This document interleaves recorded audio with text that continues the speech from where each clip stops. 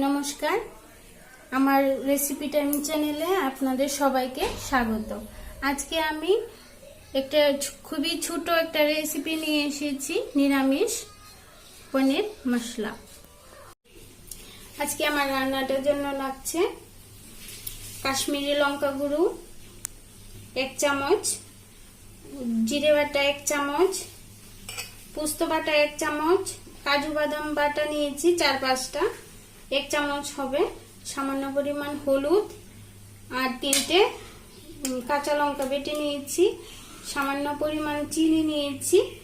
আর পুরন দেওয়ার জন্য লাগবে একটা তেজপাতা, 3টি দারচিনি, 2টি এলাচ আর সামান্য পরিমাণ জিরে। আর লাগছে একটা টমেটো বাটা। পনির নিয়েছি 200 গ্রাম, 1 কাপ পরিমাণ দই নিয়েছি। দইটাতে আমি লবণ মিশিয়ে ফেটে রেখেছি, কারণ কড়াইতে দিলে না হলে এটা ছেড়ে দেবে, ফেটে যাবে। 1 চামচ ঘি নিয়েছি, এটা সর্বশেষে দেওয়া হবে। আমি কড়াই আমার গরম হয়ে গেছে, আগে থেকে আমি বসিয়ে রেখেছিলাম কড়াইটা। এখন আমি হালকাভাবে পনিরগুলোকে ভেজে নেব। দিয়ে দিচ্ছি পনির। আমার পনির ভাজা হয়ে গেছে, এটাকে আমি তুলে রেখেছি। সামান্য পরিমাণ জল দিয়েছি যাতে করে এটা শক্ত না হয়ে যায়।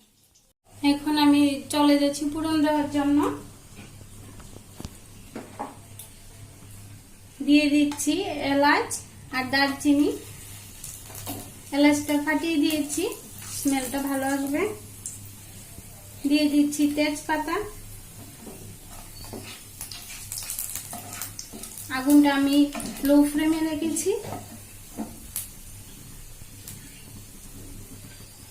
এখন দিয়ে দিচ্ছি জিরে,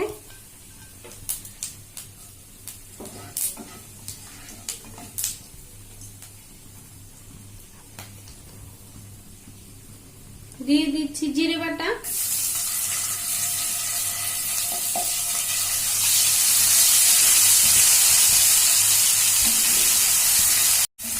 সামান্য পরিমাণ জিরে বাটাটাও হয়ে গেছে তেলের মধ্যে কিছু।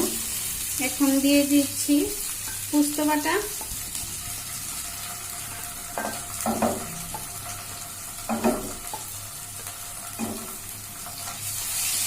মিশিয়ে নিচ্ছি ভালোভাবে। দিয়ে দিচ্ছি কাজু বাদাম বাটা,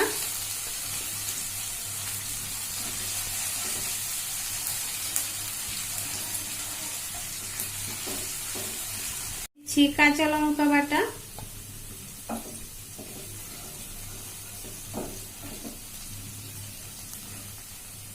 দিয়ে দিচ্ছি হলুদের গুঁড়ো।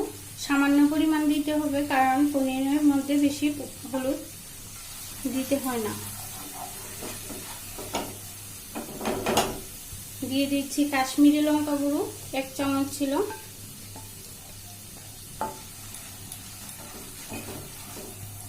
কিছুক্ষণ সময় এটাকে ভাজবো ভালোভাবে। মশলা ভাজা হয়ে গেছে, এখন দিয়ে দিচ্ছি টমেটো পেস্ট। 2-3 মিনিট যাবত আগুনটাকে একদম লো ফ্লেমে রেখে ভাজতে হবে তেল ছাড়া পর্যন্ত। যতক্ষণ না তেল ছাড়ছে ততক্ষণ ভাজতে হবে, কাঁচা গন্ধটা চলে যাবে। আমি এটাতে আদা বাটা ইউজ করিনি, ইচ্ছে করলে আপনারা ইউজ করতে পারেন, আমি দিইনি। দেখুন আমার মশলা থেকে তেল ছেড়ে দিয়েছে। এখন আমি দিয়ে দিচ্ছি দইটা, 1 কাপ পরিমাণ থেকে একটু সামান্য একটু কম। আর দইটার মধ্যে আমি আগে থেকেই লবণ দিয়ে রেখেছিলাম, আর আমাকে লবণ দিতে হবে না। দইটার মধ্যে আমি লবণ দিয়েছিলাম এই কারণেই যাতে দইটা ফেটে না যায়। অনেক সময় দেখা যায় গরম কড়াইয়ের মধ্যে দই দিলে এটা ছেড়ে দেয়, ফেটে যায়। এই জন্য আমি আগে থেকেই লবণ দিয়ে ভালোভাবে মিশিয়ে রেখেছি। এখন আমি এটাকে 2-3 মিনিট যাবত ভালো করে ভাজবো। আমার মশলা রেডি হয়ে গেছে। এখন আমি দিয়ে দেবো জল, 1 কাপ পরিমাণ। জল দিয়ে দিচ্ছি গ্রেভিটার জন্য। গ্রেভিটা ঘন হবে তাই বেশি জল দিচ্ছি না আমি।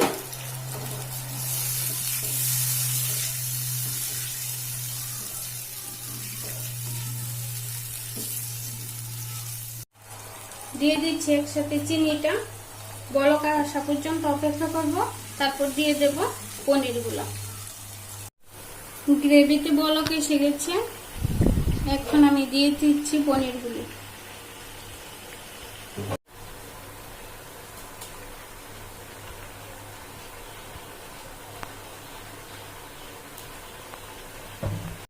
পনিরটা আমি জল দিয়ে রেখেছিলাম, এই জলটাও আমি দিয়ে দিচ্ছি। এখন আমি 10-15 মিনিট পর্যন্ত একদম লো ফ্লেমে রেখে অপেক্ষা করব, কারণ ভালোভাবে পনিরের মধ্যে মশলাটা যাতে ঢুকে যায়। আমার গ্রেভিটা তৈরি হয়ে গেছে। এখন আমি সামান্য পরিমাণ ঘি দিয়ে দেব, 1 চামচ পরিমাণ, একটু কম দিলেও হবে।